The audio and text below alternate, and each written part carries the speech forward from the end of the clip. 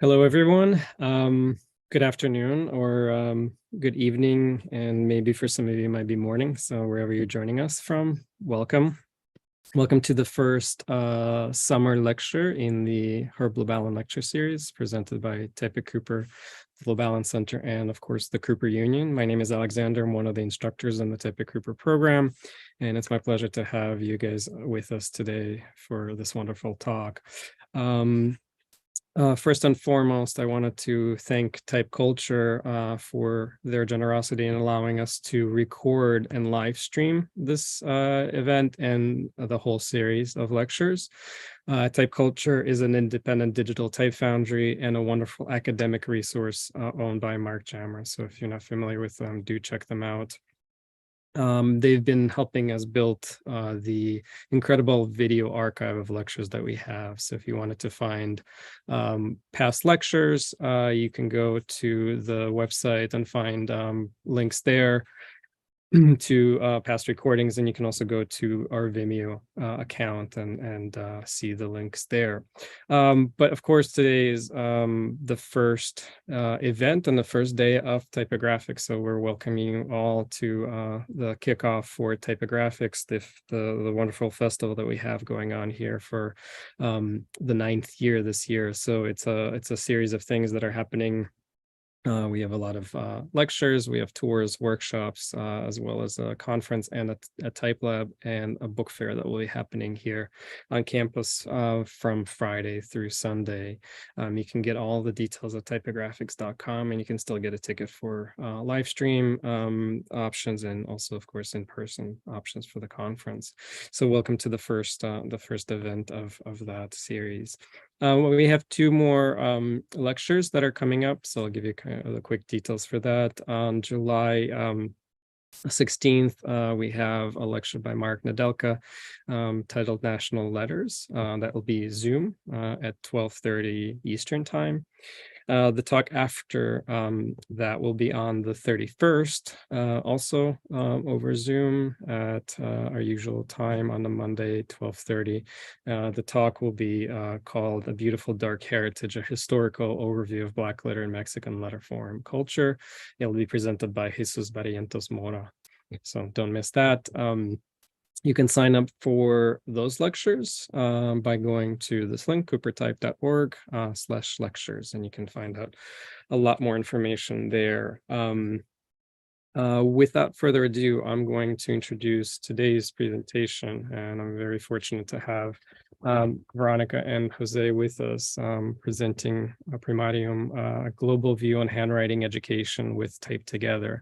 Veronika Burian, born in Czech Republic, is a product and type designer running the international independent type foundry called TypeTogether with José Scaglione since 2006.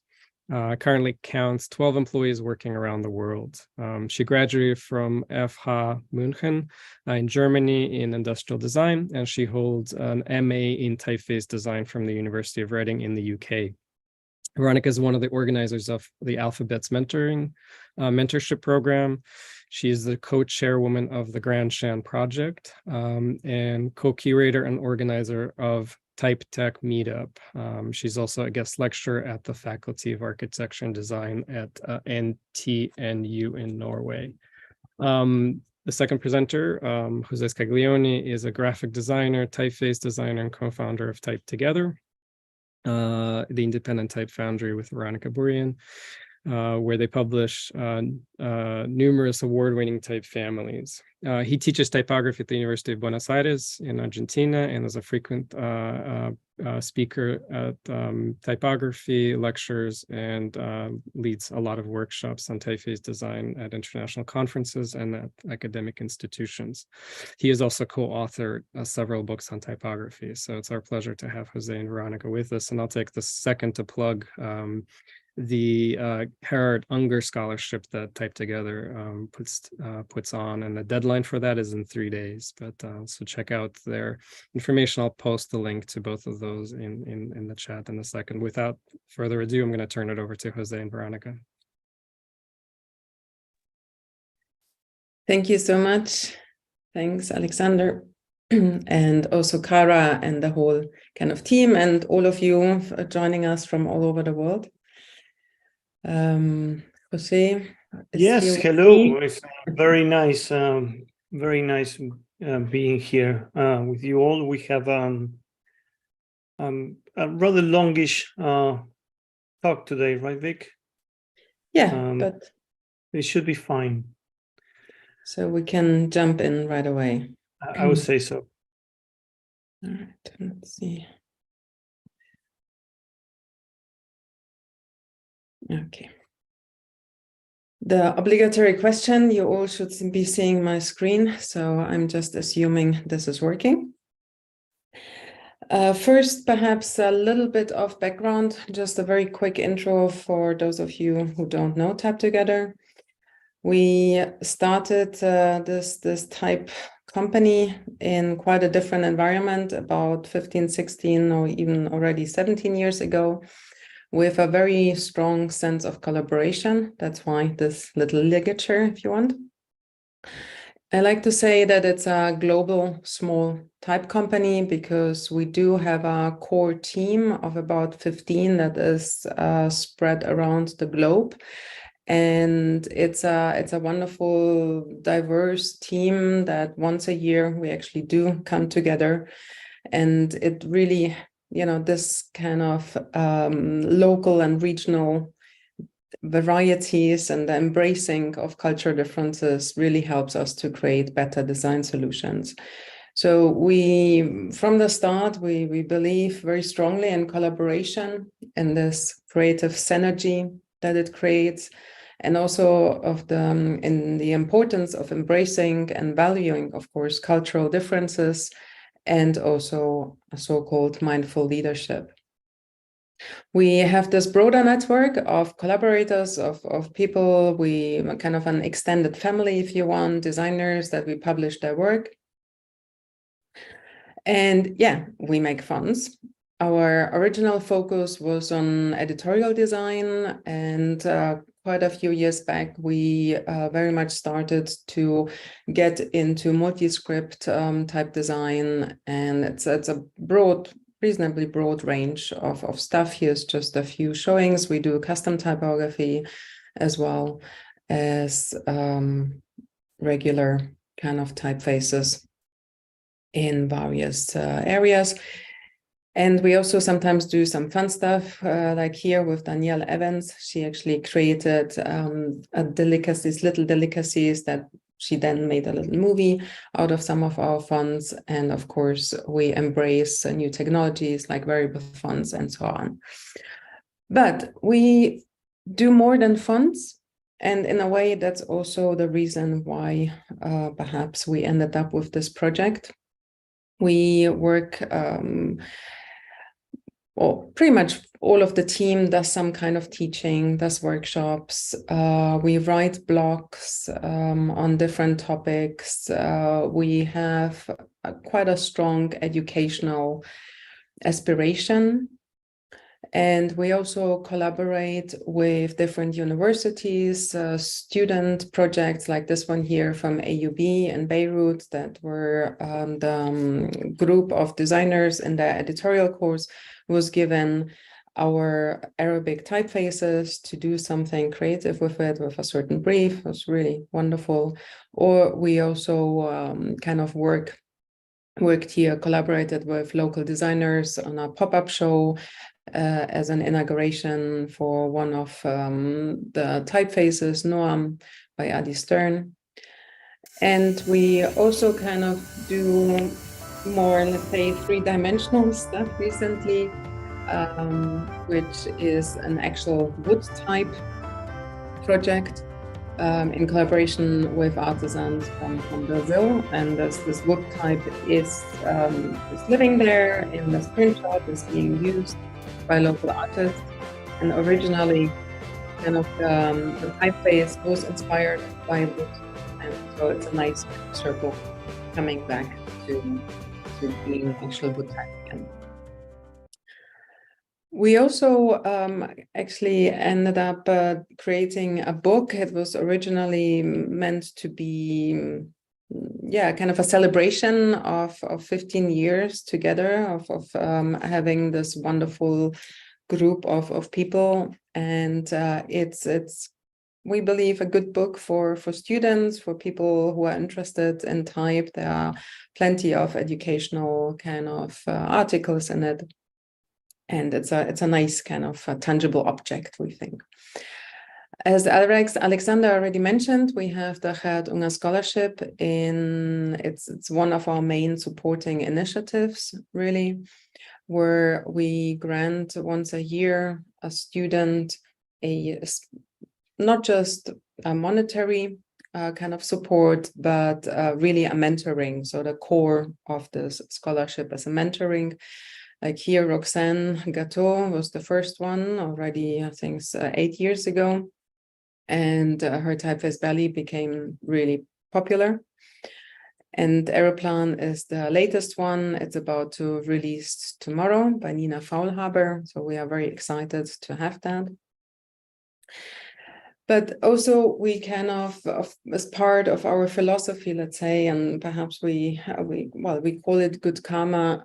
We feel it's important to give credit, to really give proper credits to all the people that are involved in projects. So we created a whole kind of system to do so, and we do so very much on our side. And it's nice to see that also some other foundries kind of took up the idea of really crediting, from kerning to hinting to assistant design, all of the people who are involved, especially in big multi-script projects. And sometimes we engage also in kind of projects that are not necessarily, very high monetary, like we've done and are about to release another typeface for Pan-African that's only at the moment based on Latin. So, but what about script fonts? We never really did decorative or very fancy alphabets until we were asked by a company, Twinkle, that is a private company, English, from the UK, that produces educational material for teachers, for parents, and they wanted their own typeface. So it was kind of, let's say, as a branding font for this company. But in the end, they came back and wanted also a cursive typeface. So that one was indeed intended to demonstrate to first and second. No, they call it KS1 and KS2. These are ages 5 to 11, so kind of primary school kids, handwriting. And in doing so, we were talking, or we were, we were in a lot of contact with teachers, and found out that they have very strong preferences and expectations on certain letter shapes. So that was kind of interesting and eye-opening.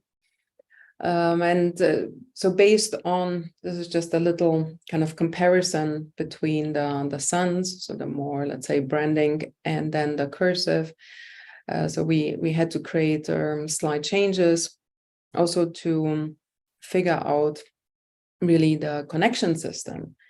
So, and here we started to have a good idea about the complexities of this fully joined script. Yeah, so naturally, the exit stroke in each letter must gracefully, ideally at least, gracefully find a way into its next letter. So that means that everything connects to everything, and therefore you end up with several shapes, different connections, and so on. And especially the E, the lowercase e, is total nightmare. So yeah, we started to understand all these complexities. But doing this for one country was actually pretty good, and it's nice, and they use it a lot.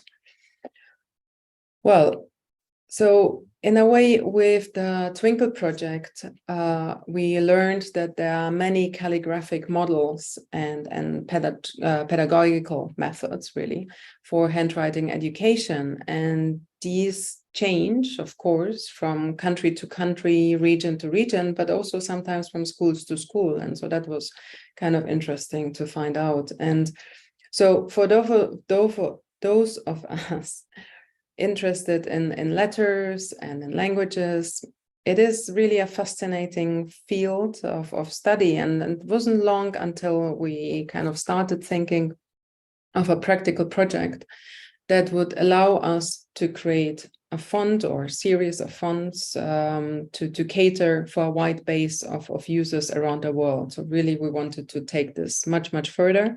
And in that sense, the Primarium project was born, of which we will present some of the first results to you today. And I will hand over to José, who will say some about the research part, which was a big chunk of this project. Thanks, José, you might want to, sorry, you will need to kind of hint me when to do the slides. The slide change. Okay, no problem. But just to begin with the research part, I mean, what we tried to do is to collect as much information as we could about the letter forms that are used around the world for handwriting education in primary schools, right? And the idea was to generate a data bank that would allow us to understand what is happening in different countries and different regions. And by processing this information, we could then make design decisions about the letter shapes that we were going to build. The two projects, one is a book and the other one is a thesis. I think is the result of a thesis. Very well known. There is Rosemary Sassoon's and Florian Hadwig's, and we took those as samples of secondary research that could be used in this project. Now, as we started digging into different countries, we found out that many people had done many different things. We have Sandro Fetter, Sini Saroversky, Namik Kamal, Soledad Fontana. Many people around the world has been doing these research projects on handwriting education for a long time. But the other thing that we found out is that secondary research wasn't really enough. We needed to generate primary research for this through all sorts of documents, but also, and very importantly, through interviews. The thing is that in many cases, what would happen is that there will be documentation from the Ministry of Education or from school associations or things like that, but that information might differ a lot from what actually happens on the ground. So interviewing either teachers, educators, calligraphers, local type designers, that was really important. So we had to form up a team. We had the support of Google Fonts, financial support, but also technical from the Google Fonts team, and the University of Rio Grande do Sul helped us on the research part, and we put together a rather numerous team of people, some of them working full-time on research, some of them working on the publication of the research, and some of them working on design. And we, of course, started generating questions, and many of these questions were very important, but the goal here was to take a snapshot of the current state of handwriting education with a focus on the topic that we were mostly interested in, that is the letter shapes themselves. But that required tracing historical and visual trends. So this is by no means a lecture about the history of calligraphy, but for presentation purposes, we will try to trace the evolution of some of the calligraphic styles that made it to present-day classrooms. So I think this gives a good understanding of how, yes, the handwriting models evolved into education models. So it's surely well known in this context that the handwriting we use today, and the letters we use today, are deeply rooted in the scripts that are associated with the Renaissance, right? We have, this is a map of the incunabular printer by the beginning of the 1500s, and you see this stripe of land between northern Italy, Flanders, where most of the printing happened, and the Italian hand, both the Roman book hand that we know as old style Romans, or the italics, are the basis for the letters that we use today. One of the first cursive writing manuals was La Operina, issued in Rome in 1524 by someone who I'm sure you might know is Vicentico degli Arrighi. This is the first book devoted to humanistic cursive, what we call cancellaresca corsiva, right? It is a very fast hand. It is based on the Carolinian minuscule.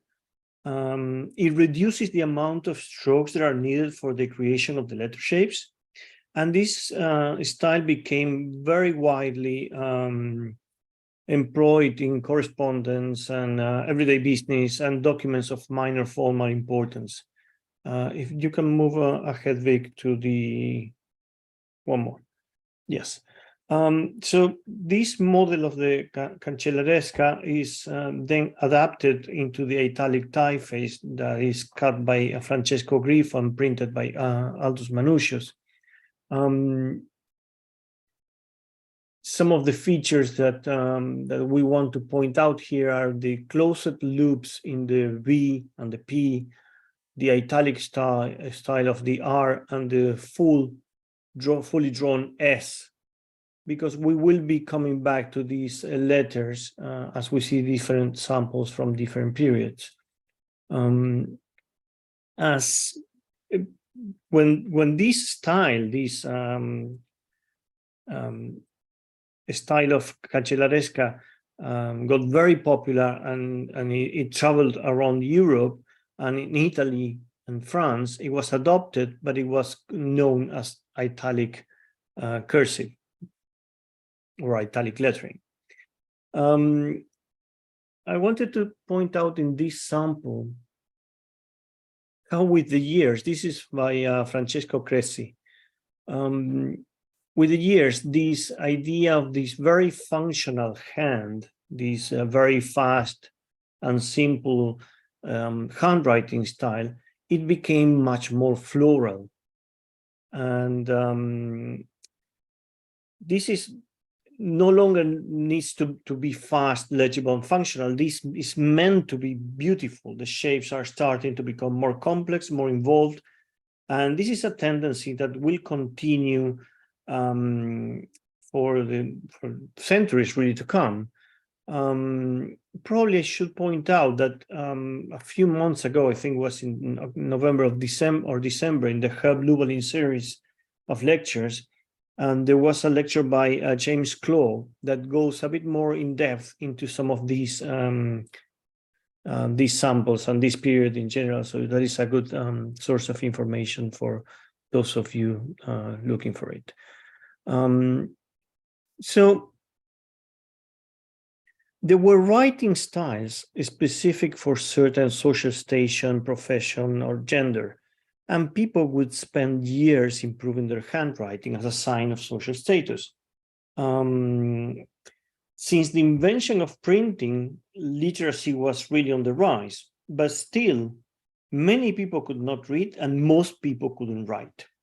Okay, Clayton goes on to say that by the early 17th century in England, the Italian hand had developed into two directions: a narrow sloped Roman considered appropriate for women's writing, and a stripped down version suitable for commerce. This last style that Clayton is mentioning is what we called the English roundhand.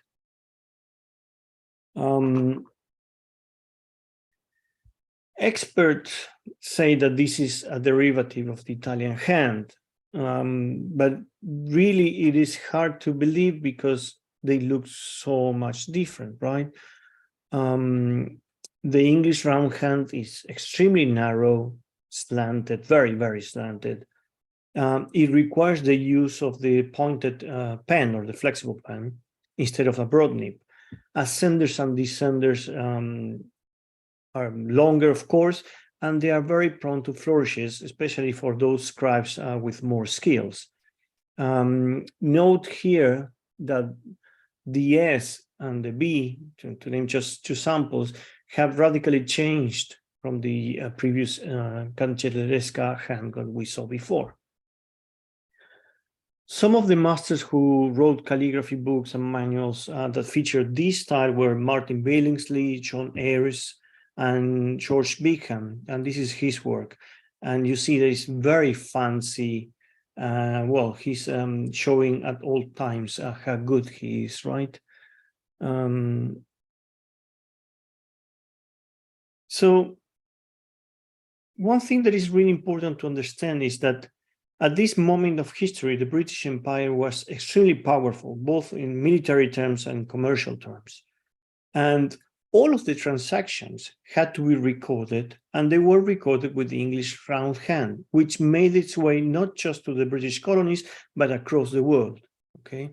And one of the most important samples or offspring from this English roundhand happened in the Americas is the Spencerian penmanship or Spencerian model. This became extremely popular in really almost in the whole world, but in the Americas very importantly. And one interesting thing, what you're seeing here is some cover samples. This is facsimile editions from 1985, and this can actually be bought on Amazon nowadays. They are marketed for 8 years old and older. So some of the shapes are extremely complex.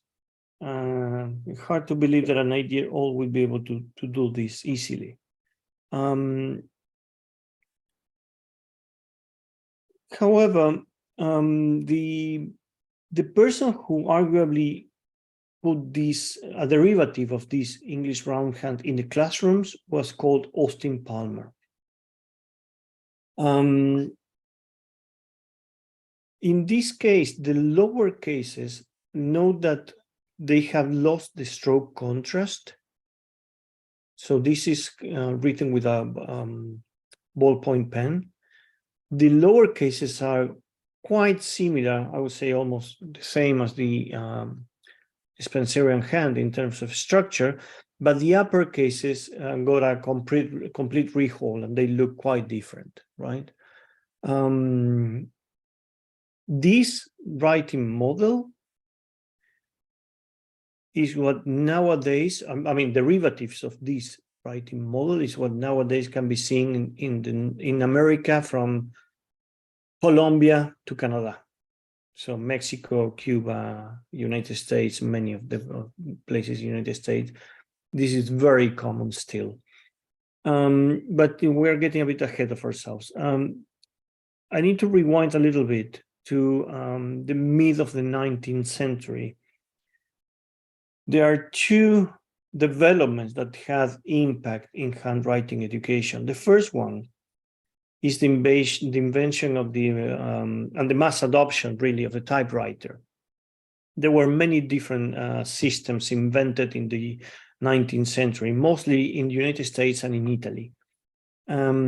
And as soon as some of them started to be produced at a mass scale, and they proved to be much faster than handwriting, the typewriter replaced entirely the writing for commercial use. And as a result of this, handwriting no longer needed to follow certain style in order to fit a guild or a trade. Now handwriting could become something much more personal and individual. The second development is the sanitary movement, inspired by this guy, Chadwick, in Britain in the 1840s, but really reached its peak in the 1880s, let's say.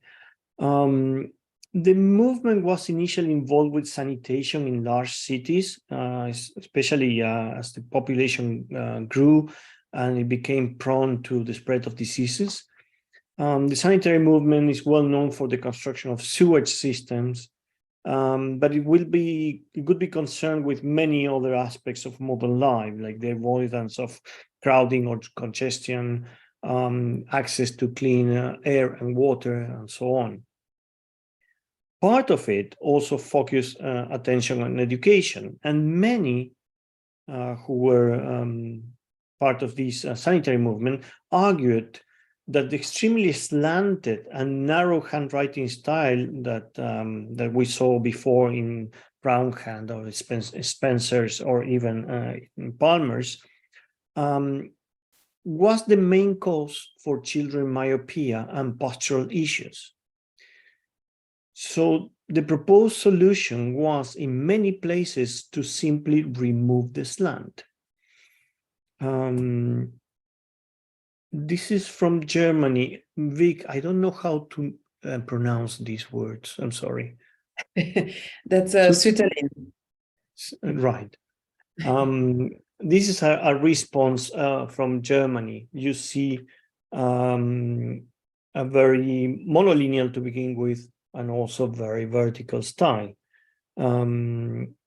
This was regarded as easier to handle for small children, something that appears in other places as well. Note the special T that is used in some of these Germanic models and European models in general. Yeah, just to add here, in Germany, one thing was that they were taught, or they had two writing systems really, the so-called Antiqua, or kind of Roman and Latin writing, and the Courant, the black letter. So this is Sütterlin. He tried to kind of improve the Courant that was used before, but it still has very, very strong kind of black letter traits. Right, right. The other ones who adopted this idea of vertical handwriting very quickly were the French.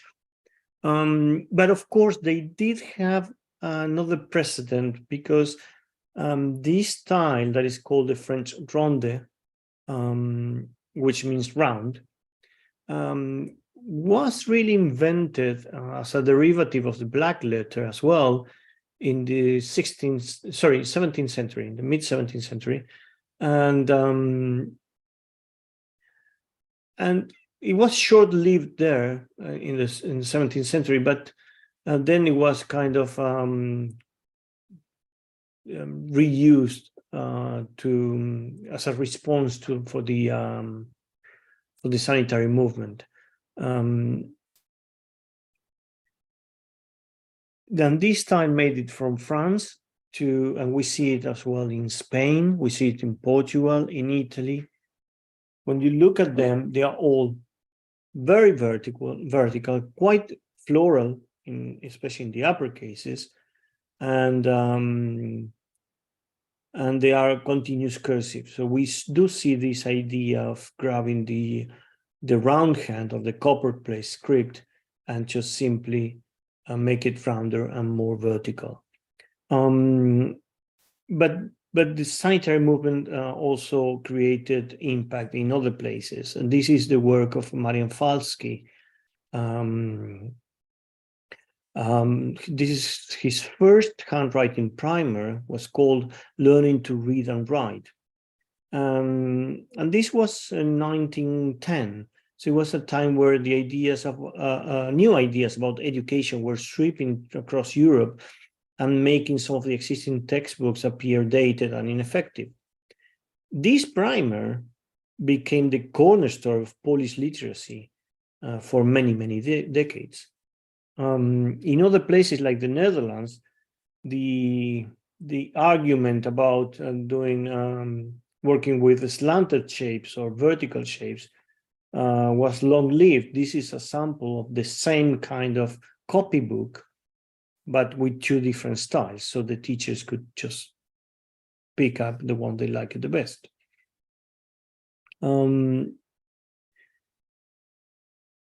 This vertical handwriting was also adopted in normal schools. Normal schools are a German invention. It was invented both in Germany and France. And it says normal because of the norms, not because of being normal. But they were really institutionalized in France after the revolution.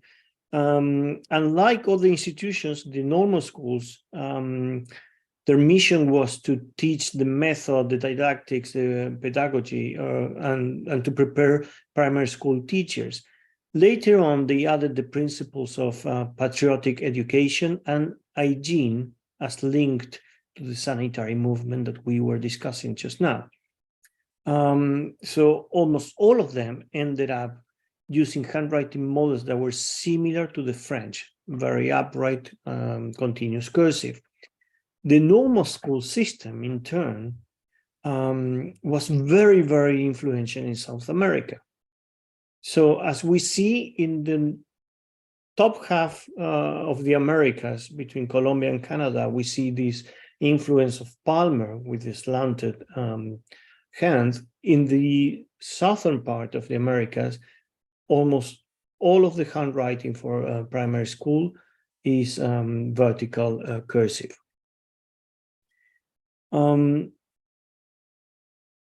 It is in the first half of the 20th century that things start moving faster with new ideas about how education was supposed to happen. Both the slanted and the vertical cursive styles were used in different places, but when we look at them in detail, still many of the shapes are quite complex, very decorative, let's say, and they were really part of the heritage from different times where handwriting played a somewhat different role. Now that the focus was on improving education, how to make it more efficient, these shapes seemed clearly inappropriate for young children. So one of the solutions that was rehearsed in many different places was to start the literacy development process with a simpler alphabet, either sans serif or a print style sans serif or something like we're seeing here. This is called the ball and stick style. That is really a geometric sans serif, right? So this is what we like to call a multi-stage approach, where to begin with, children get acquainted to these alphabets, this very, very simple alphabets, and then they get introduced to the cursive hand, whatever style that is, right? This is a model that was created in Canada, quite similar for those of you in the United States to the Sanner-Blauser style that also featured ball and stick in the beginning and then a slanted cursive. But the same happens in France, and we have another example from Brazil. This is very typical in South America. You would see these letter charts with 4 styles of letters, 2 upper cases, 2 lower cases, 2 sans serifs, and 2 cursive styles. let's say, the benefits to this approach of children learning 4 different alphabets are, to say the least, debatable. Nicolette Gray argued that the possible advantages of learning print script did not justify relearning a new model at age 7 or 8, or the poor handwriting that we came from it. So in the United Kingdom, a different and probably more radical solution came to life, and that is trying to go back to simpler handwriting shapes that are based on the Italian chancery cursive that we saw at the very beginning. So people like Fairbank were some of the most important people back in this system, but there are many systems for modern handwriting or modern italic handwriting, like the Nelson handwriting or Tom Gordy's modern hand, German handwriting, Marion Richardson's, and of course Rosemary Sassoon's. Note that things like the ascenders in many of the letters have no loops again. The loops have disappeared. And some of the letters like the M and N, they don't have a fully curved entry stroke at the top. So in general, there was a clear path to try to make the letter shapes simpler. In the next slide, we have, this is Rosemary Sassoon's. What I wanted to show here is that it's not only making the shapes simpler, but it's also trying to work with a progressive model for education. That means that there is not so much difference between the print letters and the cursive letters. And for these, what most of the systems implement is what we call now a precursive. This is print style letters, mostly print style letters, even though we see one story A and a loopy E. But they have a little flick at the end. You see at the bottom of A, a little flick as an outstroke, and with N the same, and with U the same. And the idea is that this little flick, as the student becomes more proficient, this little flick will become a connecting stroke. Okay, so that is what we like calling this a progressive method, because they are not taught different shapes, but rather the same shapes with different visual solutions. On the same vein is the work by Burian in Iceland, I think more radically trying to follow the Teleresca style, very calligraphic in its appearance, with very short ascenders and descenders. And the work by Burian by educators around the world, and it was very, very influential. And towards the beginning of the 21st century, with the mass adoption of the mobile devices, many started to doubt about the need of handwriting education in general and cursive handwriting education in particular. Keyboarding, typing gained a lot of space in the primary school curriculum, especially in the well-developed countries. And most of the curriculum pay attention to writing solely from the standpoint of production of meaning, of communication, but not in the formal act of writing. So in recent years, we see here 2 examples, but there are a few countries that have opted for abandoning connected writing entirely. This is the sample from Finland and from Turkey. And these were, in both cases, the decisions that were taken by the governments, which I think it is kind of interesting fact. In short, we have different teaching methods. The first one, cursive first, is where students only learn cursive. Then we have the teaching of letters for reading and writing. This is like the multi-stage approach, but they work separately. Basically, when you read one letter, one set of letters, and when you write, you use a different set of letters for writing. Multi-stage approach that we discuss is like Sahne-Bloser. The progressive approach that was so novel in England, and it traveled through several countries in Europe and places like Australia, where this is mostly used, and of course, unjoined writing. So all of this information, we set up to try to collect it from 40 countries, but we managed to so far to finish 30, and the rest are still under development, under research. We discovered over 70 handwriting models, conducted over 60 interviews, and worked with 66 people around the world. And all of these is the references for all of this information we also collected very tightly, so people can actually go back to it and find out more.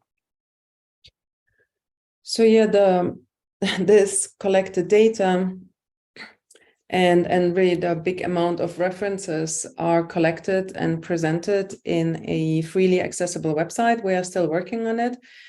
So it is really a living project. We don't want this to be a done and dusted, so to speak, because of course there are more than 45 countries.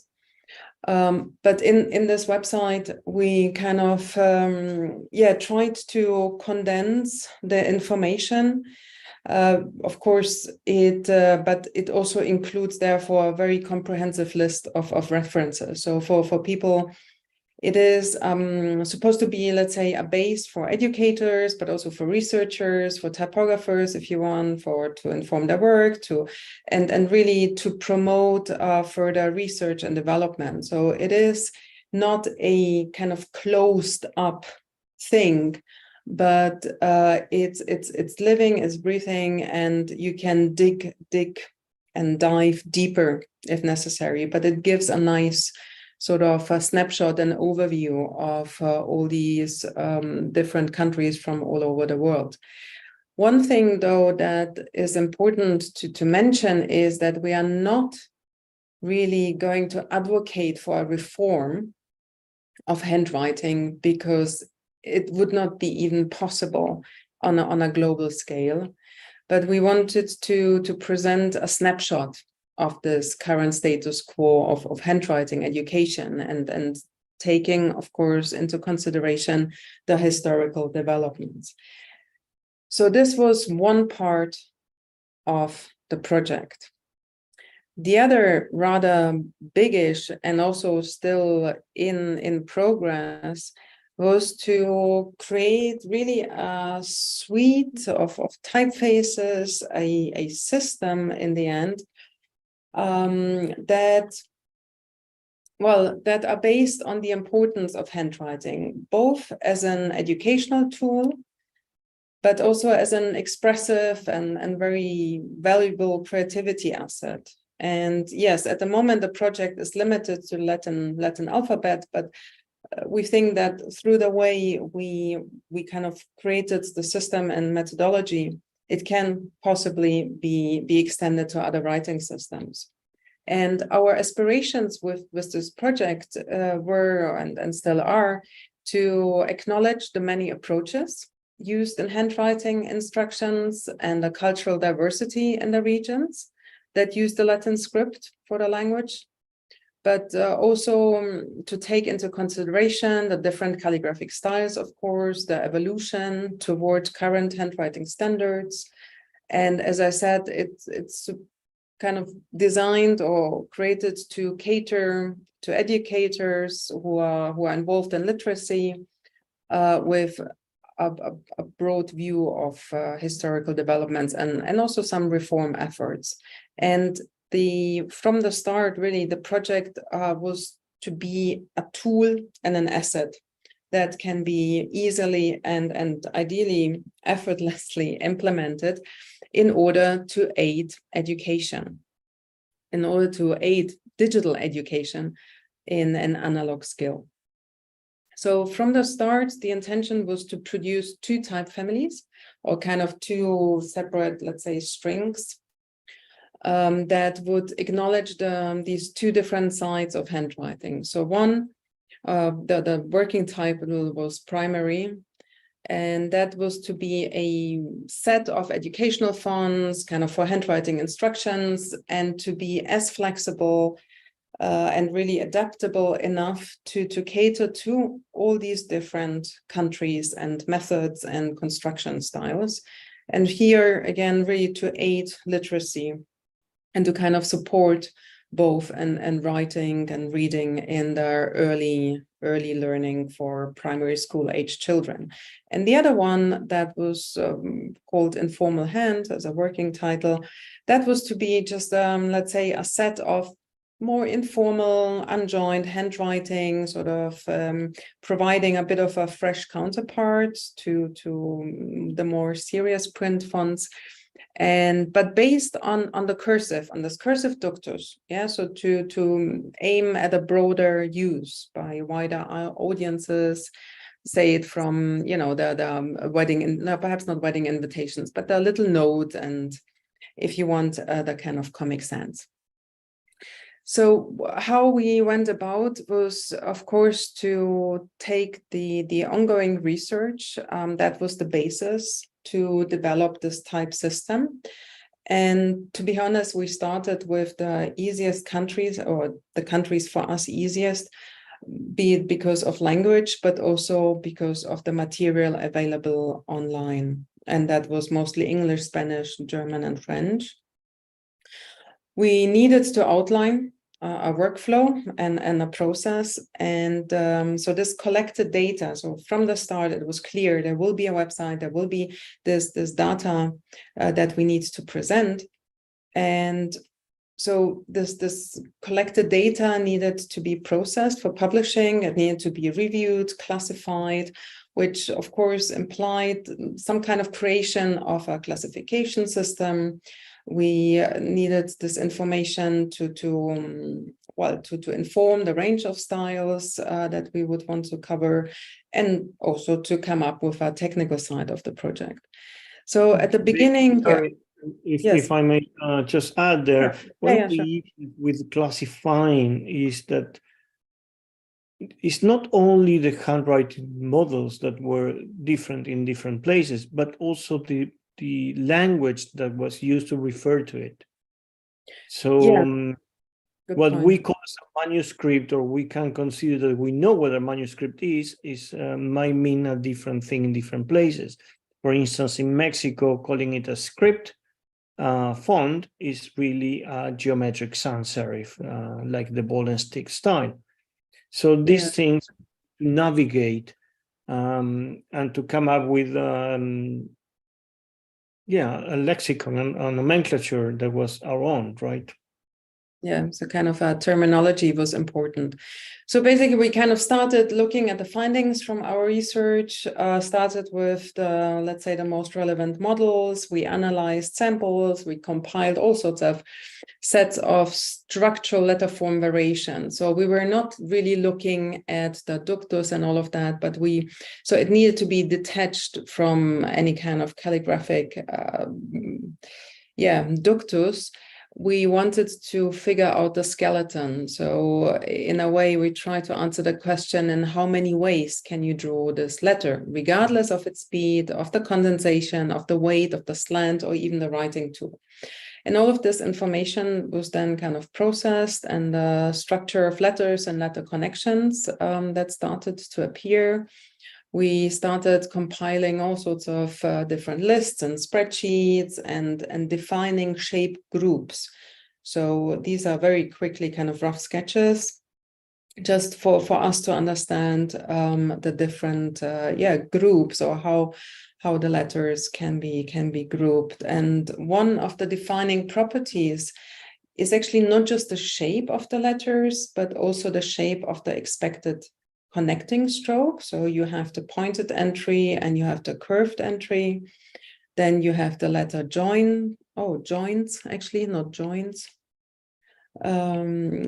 And be it a hard or a soft one, you have the speed loops, you even have something like mirrored loops, and then you have the knots. So then it becomes very floral. And you also have the F, special cases like the It F. requires a book on its own. Yes, that is a total pain on many levels, because almost every country can have had its own view of how to connect this thing.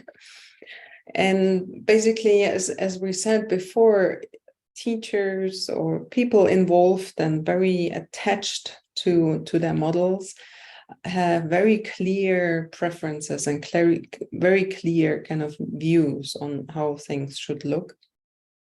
So yeah, we found out all these kind of important differences. And so therefore we started to kind of even have, a methodology of how do we approach this.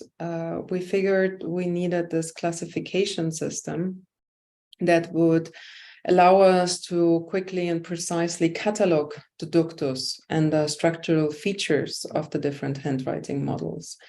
So we developed this typographic tool. We call it really a tool. It's not just a font that would serve the different literacy purposes, and following a set of premises, and that was to be useful. So it can be successfully used for different didactic methods of instruction for reading and writing, to be flexible, that it can be customized according to handwriting styles of different countries and regions, and also to be comprehensive. So it would include all necessary graphic tools for the different stages of the instruction process.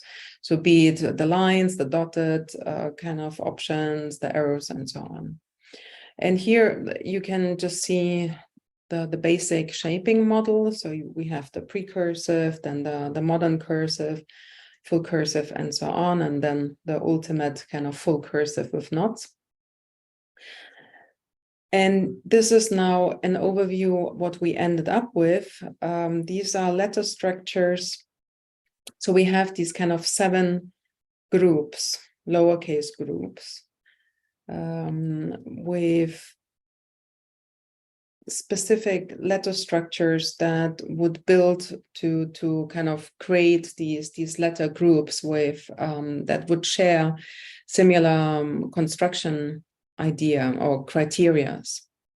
Yes, right? just So, probably it's worth mentioning that the series are supposed to make sense on themselves. So basically, this is not mimicking any existing handwriting, but it's basically something like saying, okay, if I have a loop in letter H, I expect to have a loop on letter K. right. So yeah. in this way, the series kind of makes sense or are consistent with themselves, right? Yeah. So it's really it's the basis then to create the actual model. So that's why we call it a tool rather than sets. And the same kind of happened for the caps, although with the caps at the beginning we thought, oh, we might get away with just a very simple print style, and then actually figured no, there's too much going on in the caps as well. So in a similar way we created this puzzle principle. And there are some challenging legibility issues between countries. I'm sure you from the US, you recognize the G here, the third from the left or the second from the right, which for a European is like, what the heck? What letter is this? Yeah. And so, yeah, we it was kind of clear from the start that we had to develop a variable font. And we started with the 4 masters to have obviously an upright, a slanted, but also a speed axis. So we added the kind of slow curve connections and a more speedy. Of course, a weight axis. This is a bold. Doesn't look like a bold, but it's really a semi-bold, probably, or something like that, a medium. Or yeah, but then if you look at all of these primers and all of these kind of teaching methods, the models that are used, there's never a bold, a very, very dark one, because it makes no sense. Yeah, you don't really have the need for that. And on top of that, you have the problem that certain shapes, like the little knots, are impossible to do with something that is thicker than that pen. And that as well. And then you have these super crazy extenders. That's because of some models actually do require this. So all of these parameters build kind of the basis to be able to approximate the broad variety of shaping models out there. So through starting with switching on and off certain features and these groups, like here you can see it kind of goes through it. So everything works in all of the axes, which is not necessary perhaps, to create then specific models, but as we all know, the variable font requires such things. So yeah, we created these groups for organization purposes, but really in practice, it is very odd that any of the handwriting models would fit one of these groups entirely. It was basically, it's not really, that was not the idea. So here is the case of Argentina. So you get the modern cursive kind of as a base.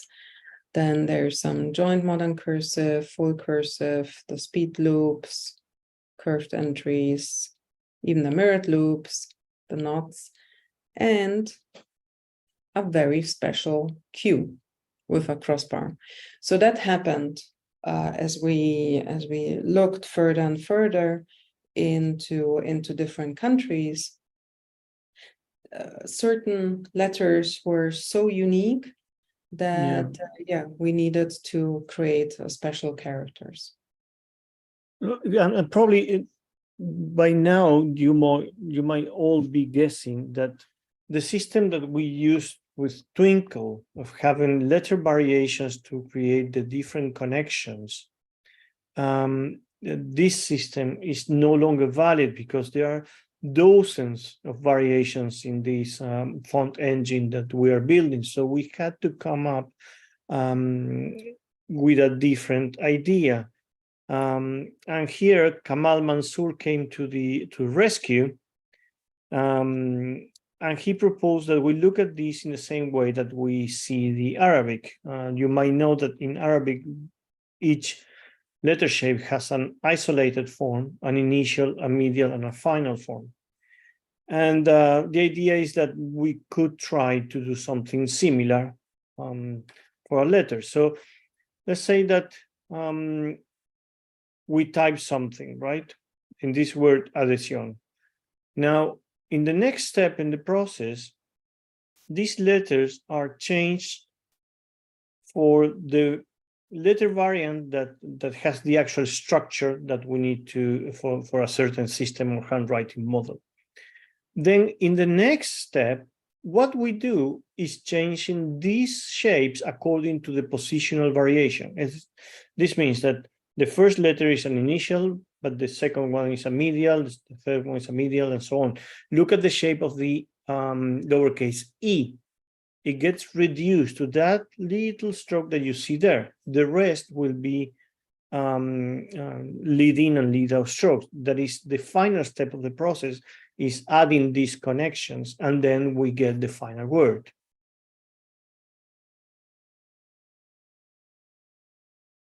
So yes, this is in order to achieve a certain style for certain country, what we need to do is a two-step process. The first step is to find the instance within the design space. This is the amount of slant, the amount of weight, the length of the extenders, and the speed of the writing. And then in a second step, what we do is just try to locate the structural variants of the letters that we need for that specific handwriting system. Do we have an example? Yes, we do, right? Yeah. Yeah, sorry. I was my dog was a little bit distracting. So yes, this is, for instance, one of the French systems on the top, and at the bottom is how the playpen engine tries to mimic this. It's not mimic the shapes, but mimic the intention of the handwriting. And this is by no means intends to replace what is there, but just to find an engine that we can use to create more and more novel systems. So yes, that's kind of where we are at in terms of the type design. We are in the process of creating even more spreadsheets now and going through the different variations and models and figuring out which letters kind of get to be combined into these. And yeah, they will be available on the website as well. And one thing that was important is that obviously a educator, a teacher, they don't need a variable font. They would not probably know or could not even implement it in their systems.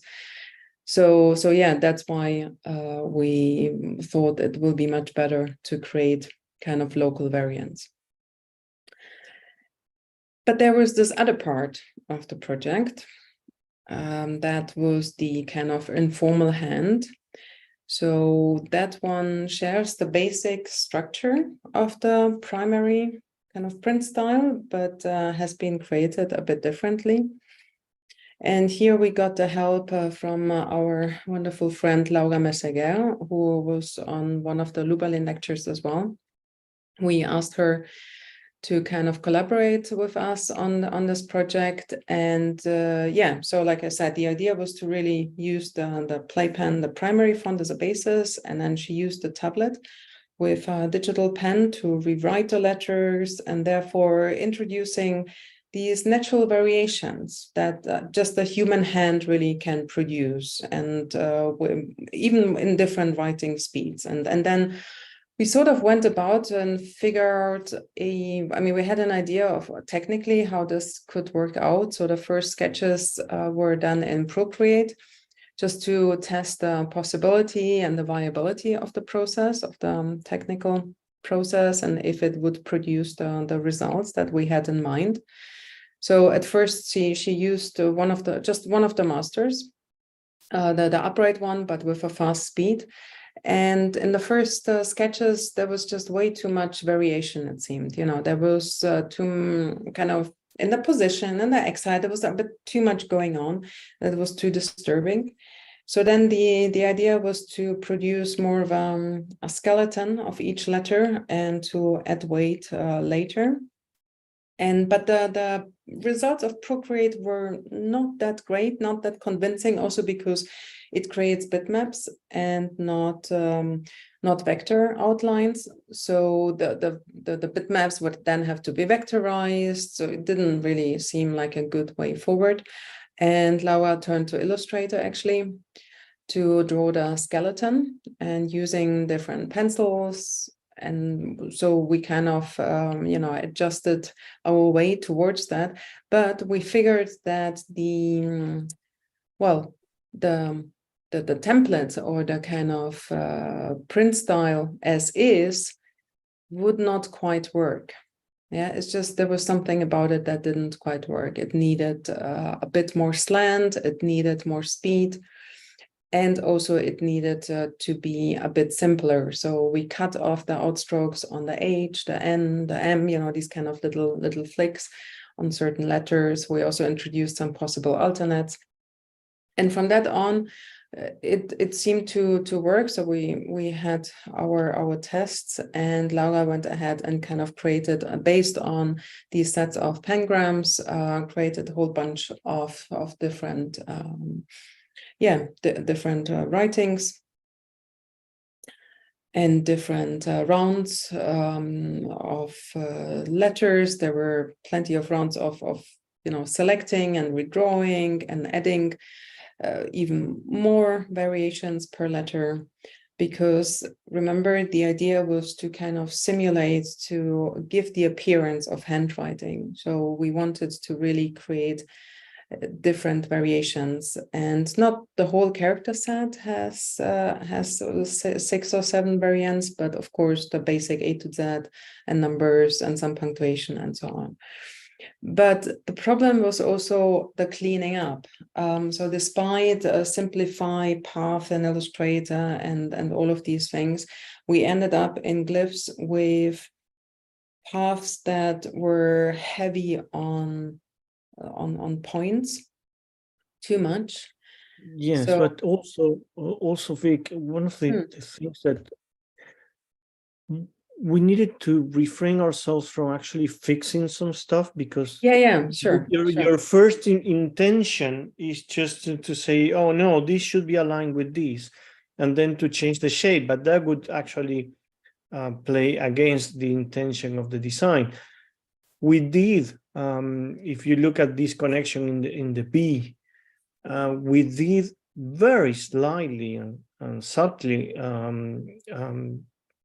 corrected optically these connections, but even that had to be light-handed because we didn't want to overdo it, right? So this process took quite a bit of time, actually. Yeah, it took, I think, 7 of us. We divided it in the end.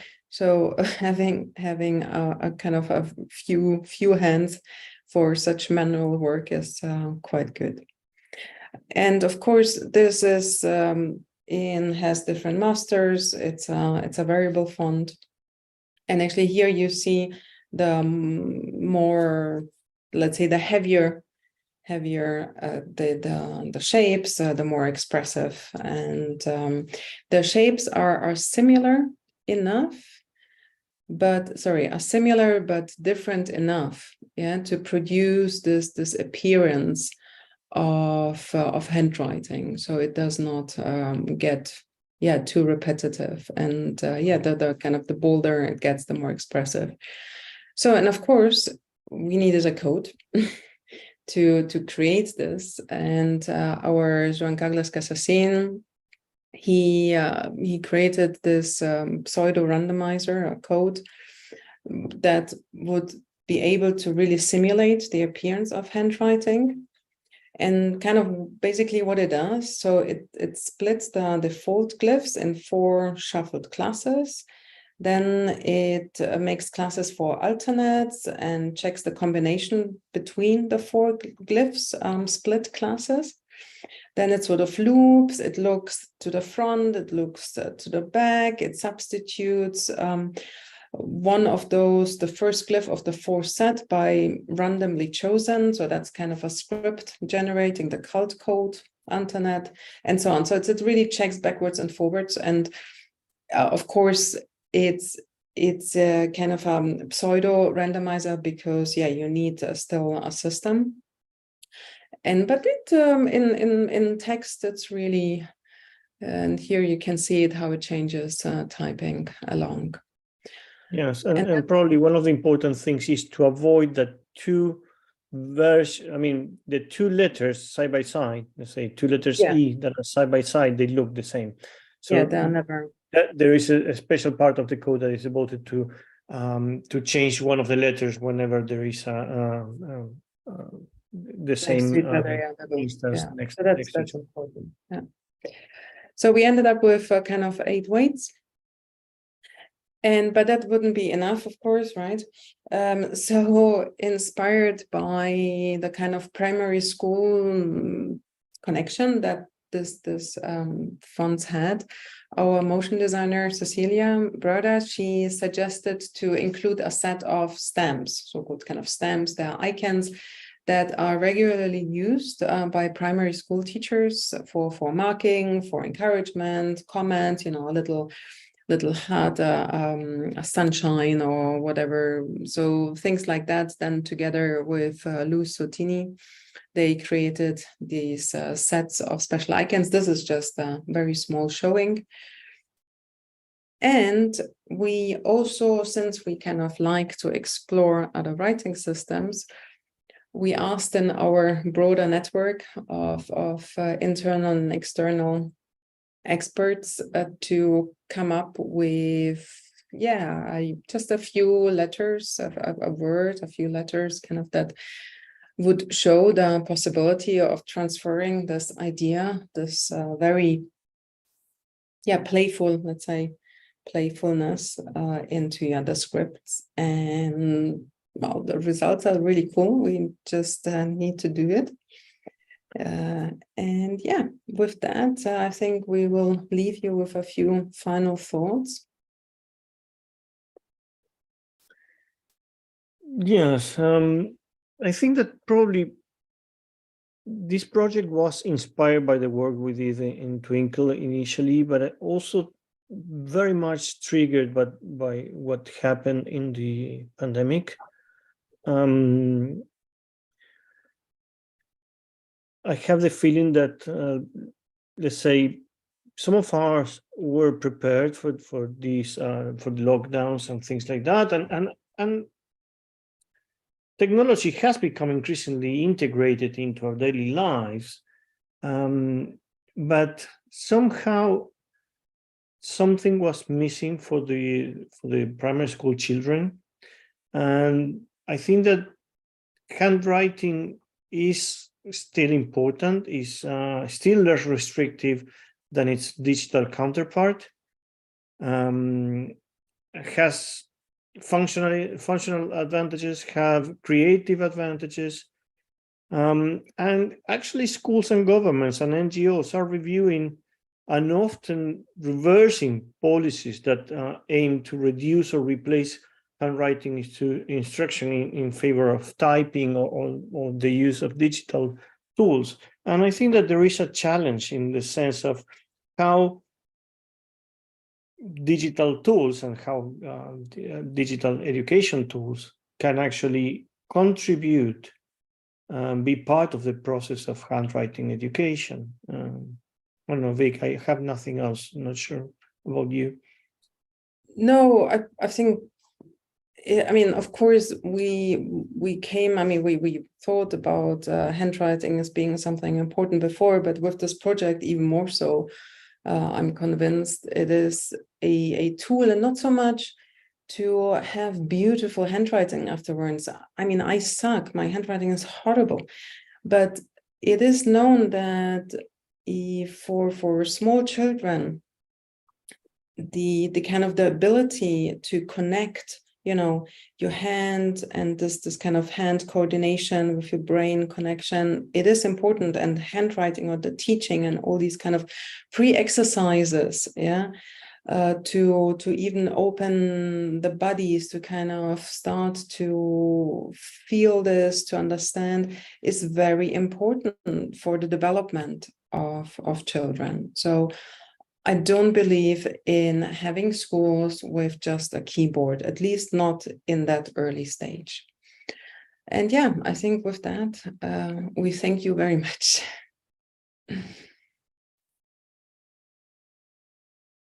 So I guess, yeah. Awesome. Amazing, Vic and Jose. This is like so fascinating and like just so much to process, but it's like really, really amazing how you walked us through all of that research in such a thoughtful and like very clear, concise way. I think like you can see in the chat, there's a lot of folks who are like Thank you. incredibly impressed. So thank you for your time and generosity with sharing this work. I think it's incredible work that you're doing, and it's so nice to see kind of behind the scenes for it. And I guess I'll add, like I think it's really interesting and important, I think, that we're doing this work. Well, the type community is doing this work. I think that your final thoughts lead to this idea of how important handwriting is, and certainly within the typeface design, you know, the process of hand is so integral. And so I think that's kind of, but I love that we're able to kind of shed a much bigger lens around this idea. And it's something that's come up. We've had you and Clayton present a few times in the lectures. We've had last cycle, or maybe the cycle before, James Clough talked about kind of history of writing in as an influential tool in terms of the making of letter forms. And at the end, in the Q&A, we had a kind of a long conversation about handwriting and how it's taught and not taught in school. So it's like really kind of constantly a conversation that we're having. So it's really, really nice to have this like lens on this project. And even for myself, kind of on a personal level, when I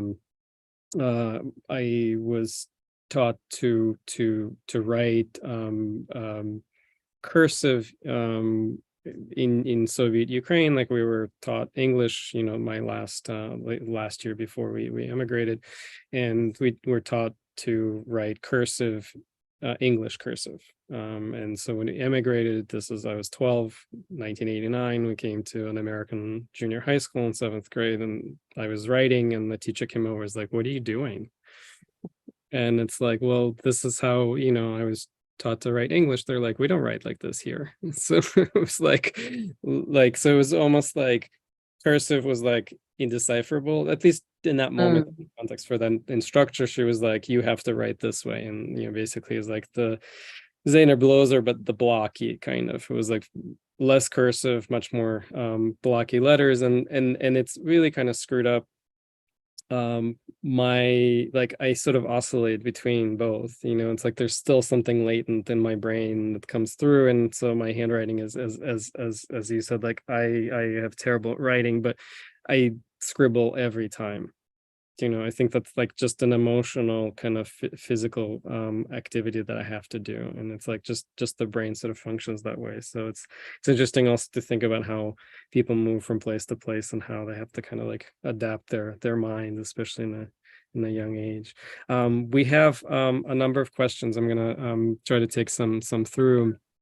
And feel free if I'm missing anything, Vic and Jose, if you see anything that there's a couple that I think were answered in your summation.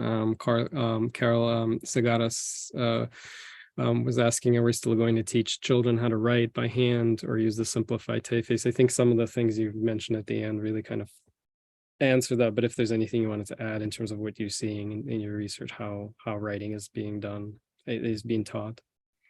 I mean, some countries are actually going back. I think even some states in the US, they introduced just typing, you know, not even using tools, kind of writing tools, and they are going back to teaching. I mean, there's I think perhaps an argument for teaching something rather simple. So not this over floral and super condensed and really narrow kind of models that we find in some countries, because it does not fit that, it does not take into account actually a 5-year-old motoric possibilities. Yeah. So yeah, I mean, but like we said, we are not trying to reform. We can't. It's not even, I would not even want to have a global kind of standard writing model. That would be a bit boring. But yeah.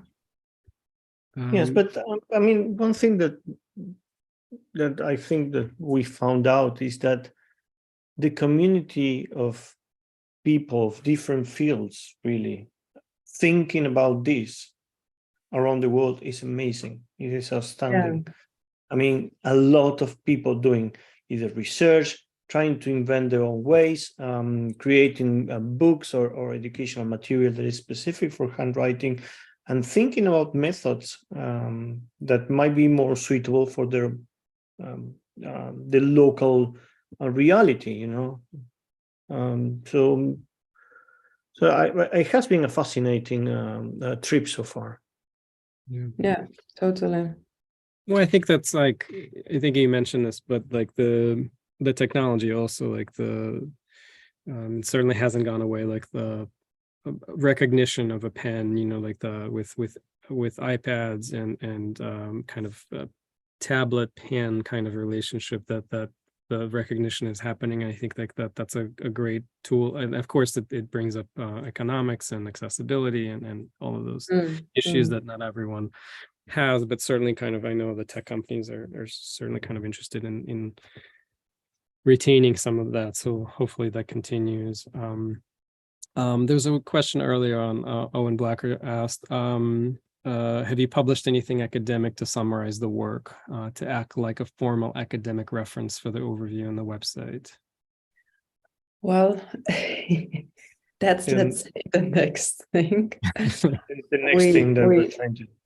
Yeah, we started working on some kind of concepts on a book. Yes, I mean, it probably won't be academic in sense of PhD academic, but the idea is, yes, to summarize, to present the findings plus a few kind of articles, additional essays. Yeah, but that's, yes, and also to provide some kind of analysis of all of the findings. I mean, what we presented today, because of time constraints, really it is just a little thread that shows you a few of the main historical facts and how they affected current day classrooms. But really, within each country almost, you find that there are characters we didn't know about, styles, influences, sometimes very important people in local education that otherwise we would not know about. So really, I encourage you all to visit the website and to check it out, because it is quite interesting. And of course, we also want to get as much help as possible. Vic already mentioned this. So if you think that your country is missing and you want to contribute, or you think that something that we are saying, I don't know, it might be not completely right, or that you can improve it, please do contact us. The website is basically on every single page there is a contact form to get in touch. Yeah, we really don't claim, this to be the ultimate knowledge at all. I'm sure there are plenty of people out there, who have additional information, or who ideally wants to contribute with their country and so on. So please, yeah, it's really important. It's a living project. Yeah, I think there's a question if you're still looking for contributions and yeah, totally. It's a definite yes. There's also something it's come up a little bit, but this idea of left hand writing, right hand writing, like the notions of that. Yeah. Like, is there anything that in terms of the slant, is there something that you found that you can maybe speak to? There are samples of several countries that actually take this into consideration, where even some typefaces that have been developed with a slant and lack of slant. So let's say for the left-handed to write vertically and the right-handed to write with a slant.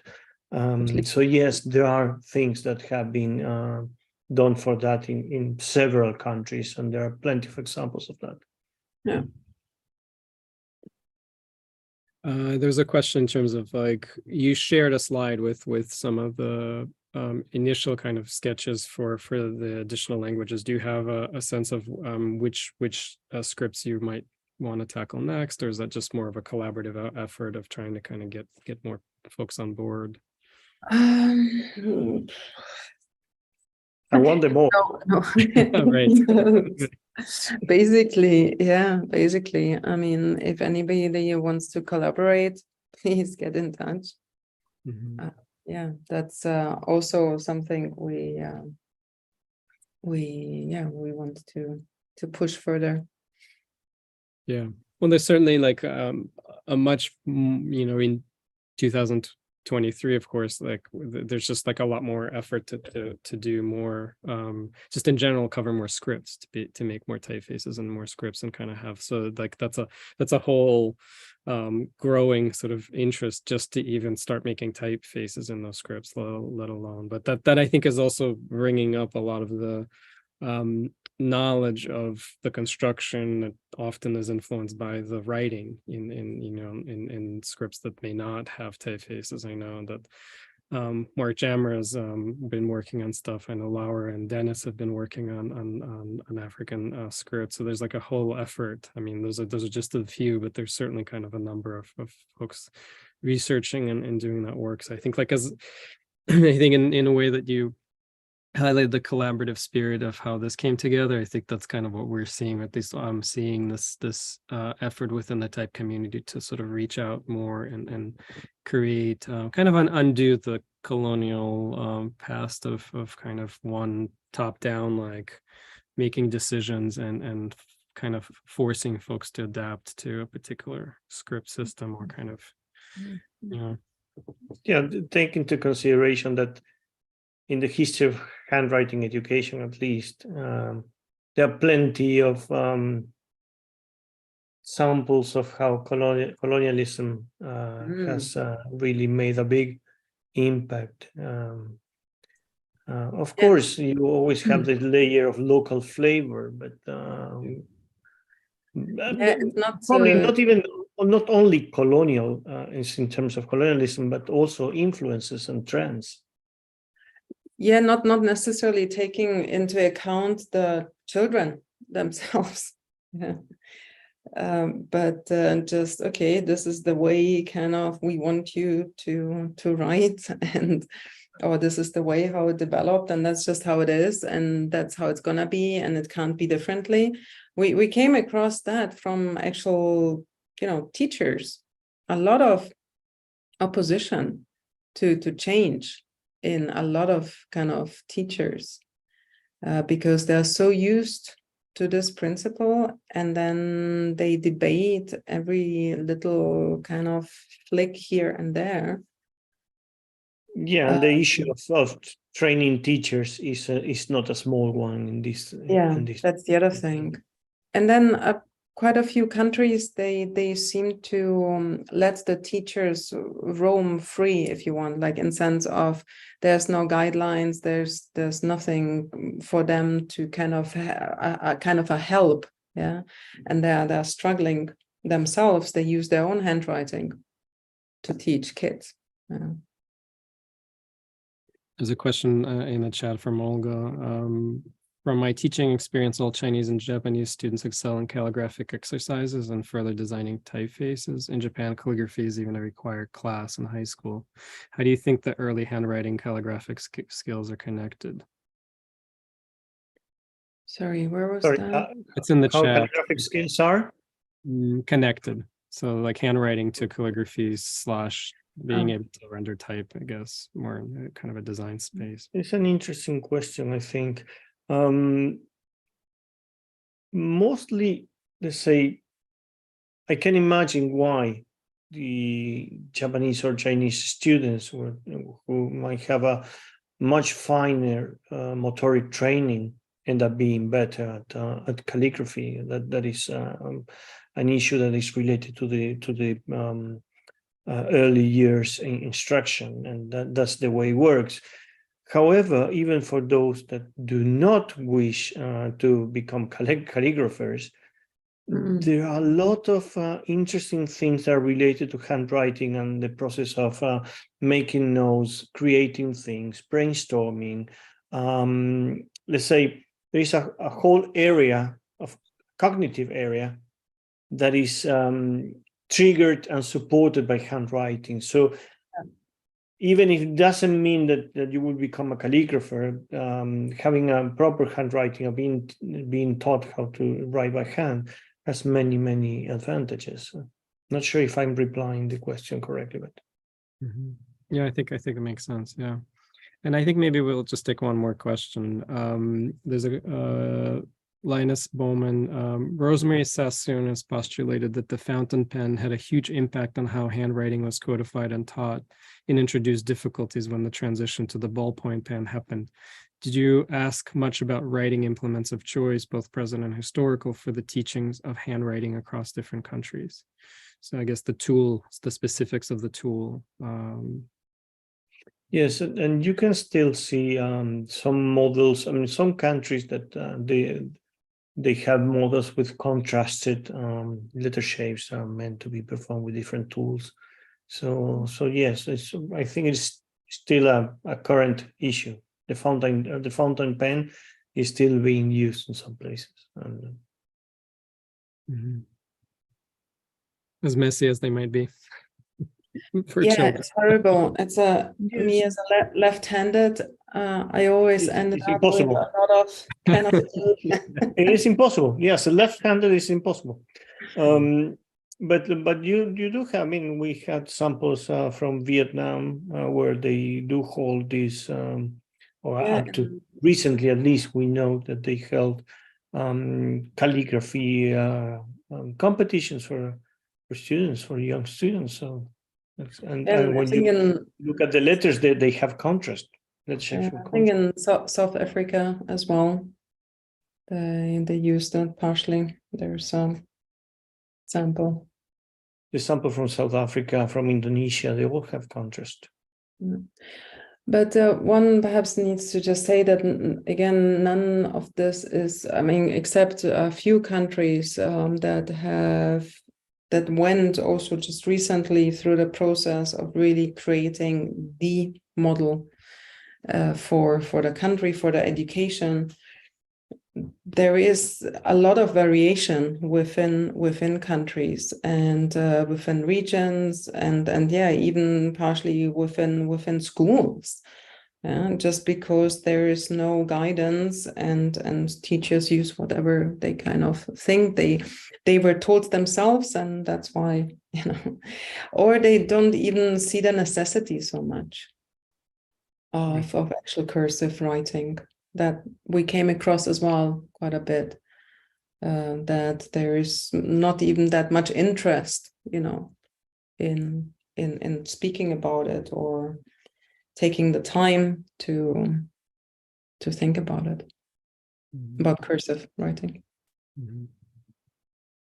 Yeah, there's still, I think, a lot to uncover, and I think, like, as you guys are continuing to work on this, hopefully we can learn more along the way, and it's really wonderful to kind of get a peek behind and in such a thoughtful way. So thank you both for taking us through this project and kind of giving us a really incredible view at this. So folks, if you wanted to watch this back, I'll post the link in the chat so you can kind of find the lecture. Once it's edited, you'll find this lecture online. But thank you everyone for joining us. Thank you, Vic. Thank you, Jose, for walking us through this project. Thank you very much. Thanks, Sasha, for the invite, and thanks to everyone who joined us. Yeah, for such a long time. Thank you so much. And yes, because I saw quite a few comments. If people who want to either comment on something or contribute, please get in touch either through our TT website or the Primarium website. Yeah. And don't forget to apply to the Unger scholarship for those who are interested. And yes, definitely. Yeah, just 3 days to go. So TypeTogether does a lot of incredible work. So just besides this is a very small sliver of the bigger Thank you so much. Building that TypeTogether does, and we're so grateful that you do this. So thank you both, and thank you everyone. Hope everyone has a great rest of the day and a good week. We'll see you all soon. Yeah, thank you. Bye everyone. Bye.